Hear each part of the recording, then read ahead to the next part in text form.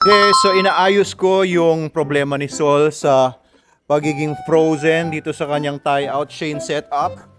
Yung ginawa ko pala, ayan, so nakatali siya sa tie-out chain and tinali ko rin siya dito sa kanyang super dog leash. Ayan, kasi kapag nilalakad ko siya, gamit yung leash, okay naman siya eh. Wala namang problema, hindi naman siya nag-aalangan. So sanay siyang maglakad sa leash. No, so walang problema yung leash. Pero kapag ka tie-out chain kasi, hindi kasi ganun sigurong ka-fluid yung paggalaw nitong tie-out chain. Medyo manipis o maliit yung ikot doon sa ating lubid. Kaya parang napuputol-putol yung movement kapag hinihila niya yung tie-out chain. So siguro kaya siya nag-aalangan kasi merong resistance. Sa leash wala. Kaya ang ginagawa ko ngayon, hinihila ko rin siya using the leash. Kumbaga parang naglalakad lang kami sa leash. Ayan, parang naglalakad lang kami sa leash at the same time. Ayan, hinihila na rin niya yung tie-out chain. Napipil niya yung resistance pero eventually, yeah, good!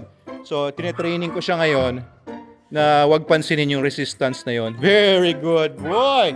Very good. Uy, let's go! Okay. Very good.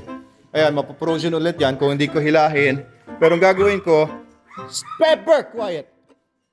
Ang gagawin ko, hihilahin ko siya ng konti using the leash para umandar siya. Very good! Tapos, rini-reward ko siya using verbal praise kapag gumalaw siya. Come on! Very good boy! Very good boy! Uy, oy, oy, oy! Shock first! Ang lakas pa naman ito. Pag pumulupot sa'yo yung... Guys! Ay, ay, ay! Wala. Pumasok sa loob. Kalimutan ko na naman higpitan yung kanyang collar. Diniretso ko siya doon mula sa pagkakakulong. Maluwag-luwag yung collar niya. Failure!